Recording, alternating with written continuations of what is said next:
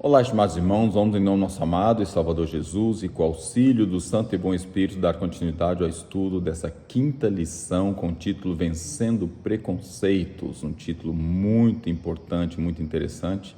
E nessa segunda-feira, o segundo tópico para nós é discernimento e justiça.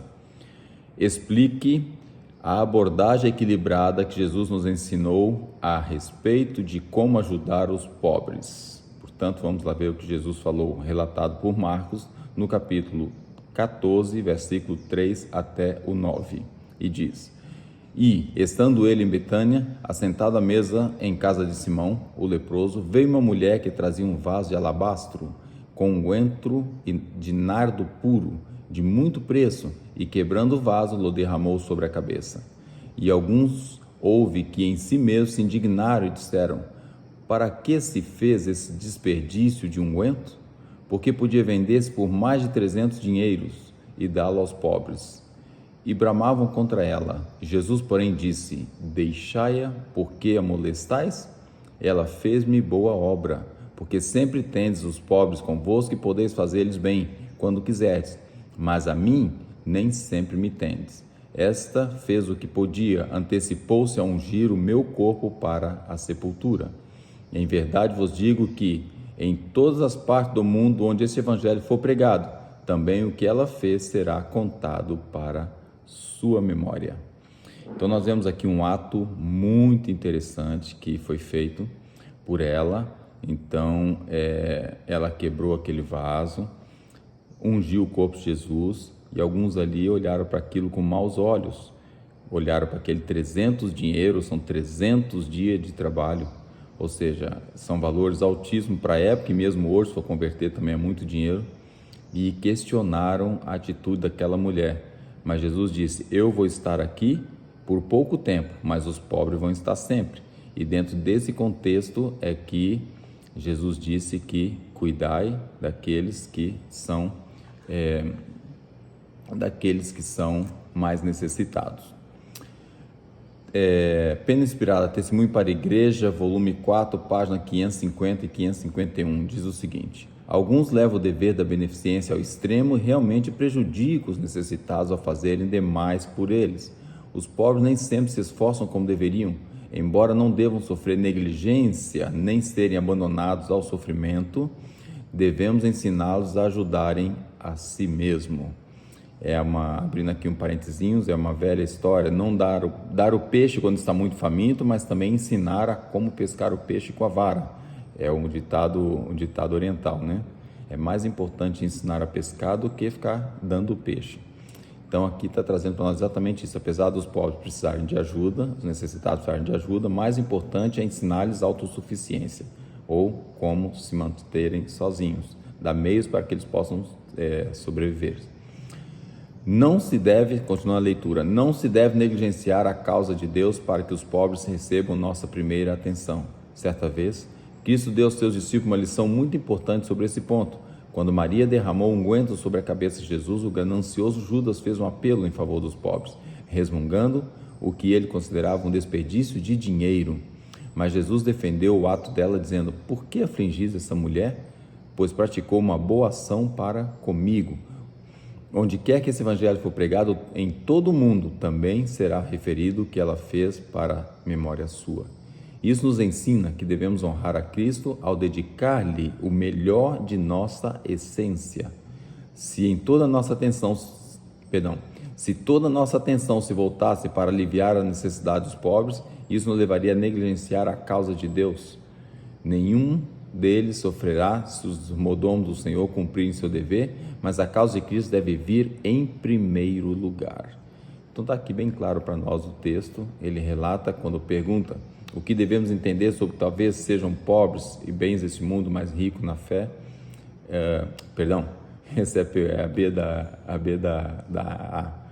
A pergunta A: explica a abordagem equilibrada que Jesus nos ensinou a respeito de como ajudar os pobres. Essa abordagem equilibrada, primeiro está o reino de Deus, primeiro está Jesus, primeiro está as coisas sagradas, depois ajudar esses pobres necessitados que precisam dessa ajuda. Então é muito importante nós termos noção disso, até mesmo às vezes fazer investimentos volumosos em coisas desnecessárias e deixar, às vezes, doméstico das fé passando necessidade. Então devemos ter muita orientação nesse aspecto, pedir que Deus nos ajude, nos oriente para que possamos realmente saber como lidar com as finanças e como lidar com essa situação de ajudar. E mesmo dentro da ajuda, tem que ser uma forma que não cause uma dependência, mas sim uma ajuda necessária, momentânea, onde também vamos ensinar a autossuficiência de cada um. Pergunta B. No antigo Israel, que atitude se exigia daqueles que aplicavam a justiça? Qual era a atitude que era exigida? Não farás injustiça no juízo, aqui é Levítico 19:15. Não farás injustiça no juízo, não respeitarás o pobre, nem honrarás o poderoso, com justiça julgarás o teu próximo. Aqui está dizendo que ser justo, né? Não tem a ver com ser pobre ou ser rico, com ser branco ou ser negro, com ser de maior estudo ou de menos estudo. Aqui é justiça, ser justo. Com justiça julgará o próximo. Deuteronômio 1:17. Não discriminareis as pessoas em juízo, ouvireis assim o pequeno como o grande, não temereis a face de ninguém, porque o juízo é de Deus. Porém, a causa que vos for difícil, fareis vir a mim e eu a ouvirei. Essa foi a ordem dada, ou seja, se uma coisa é complicada, você não consegue gerir, leva a quem tem mais capacidade. E essa pessoa então vai fazer uma gestão, ajudar a fazer uma gestão do discernimento disso. E ainda Deuteronômio 10:17.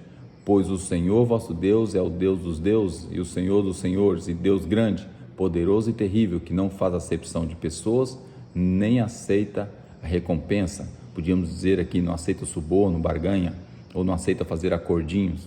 O que é justo, o que é reto, o sim, o não, o não. Então esse é o Deus que nós servimos. E quando diz aqui que atitude se exigia daquele que aplicava a justiça, era ser correto, ser justo, não se deixar levar por influências, e sim fazer aquilo que é preciso, aquilo que deve ser feito. Então nós devemos agir com a mesma balança, ter o mesmo peso, a mesma medida, e agirmos dessa forma também, incluindo atitudes dentro do lar, dentro de casa, na igreja, decisões que às vezes envolvem família, decisões que às vezes envolvem amigos. Devemos ter uma postura que Deus está aprovando. Pergunta C. Como todos em qualquer função de liderança na igreja devem aprender a aplicar esse mesmo princípio hoje? Ou seja, o princípio que nós acabamos de estudar na pergunta A e B. A C traz para nós como quem está na liderança deve aplicar esse mesmo princípio. Então, 1 Pedro 1:17 diz assim: E se invocais por Pai aquele que, sem acepção de pessoas, julga segundo a obra de cada um, andai em temor durante o tempo da vossa peregrinação. Então devemos agir como Cristo agia, devemos agir segundo a obra de cada um, sem acepção de pessoas. Está aqui a ordem dada. Colossenses 3:25 diz, palavra do apóstolo Paulo: Mas quem fizer agravo receberá o agravo que fizer, pois não há acepção de pessoas. Ou seja, a pessoa cometeu um erro, não interessa a posição que ela esteja, não interessa se é um coitadinho, não interessa, não está em questão a posição da pessoa, está em questão, fez algo errado, tem que receber segundo aquilo que fez de errado. Testemunho para a Igreja, volume 3, página 24, diz assim: Aqueles que ligam seus afetos e interesse a uma ou a duas pessoas ou as favorecem em detrimento de outras, não deveriam ficar no cargo um só dia. Essa preferência profana por pessoas favoritas que podem agradar aos gostos pessoais em detrimento de outras que são conscientes e tementes a Deus e que aos olhos de Deus, tem mais valor. Lhe é ofensiva.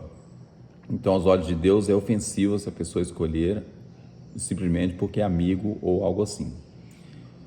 Devemos valorizar tudo o que Deus valoriza. Ele considera o ornamento de um espírito manso e quieto mais valioso do que a beleza externa, o adorno exterior, as riquezas ou a honra secular. Então temos aqui também mais uma nota a trazer para nós, que devemos honrar como Deus honra, e na função de liderança, Devemos também colocar pessoas tementes a Deus, pessoas mansas, calmas, pessoas que realmente vai fazer o trabalho e não o nosso amigo, não o nosso familiar. E Deus está lendo o coração quando fazemos essas decisões. E ao mesmo tempo, se você vê que tem uma pessoa mais capacitada que você também deve ser humilde a ponto de falar: não, esse fulano é mais capaz do que eu, esse irmão tem mais capacidade do que eu, vamos avaliar a situação se ele não pode ficar no lugar daquilo que querem me colocar. Então, devemos lembrar, Deus valoriza tudo o que está no coração, e Ele pesa nossas decisões. Ele está lá com uma balança, a balança dele é justa, devemos ter cuidado com aquilo que nós decidimos fazer. Então, esse ponto traz para nós ter discernimento e justiça. Então, sem discernimento não se consegue ser justiça. E tendo discernimento, se não fizer uso da justiça, também é pecado. Então, vamos lembrar da necessidade de orientar as nossas decisões segundo a vontade do nosso Mestre e lembrar que Ele está presente em tudo que nós decidimos, tudo que nós fazemos. O anjo relator está ali relatando tudo, nós vamos ter que prestar conta de tudo. Então, é muito importante nós termos a noção de ser justo e verdadeiro, lembrando como se Jesus estivesse à nossa frente, olhando para nós. Então, esse é o meu sincero desejo, para esse dia, possamos lembrar para a nossa vida, para tudo que viemos a fazer, ser equilibrado, cristão e agir com discernimento e justiça. É meu sincero desejo para mim e todos. Amém.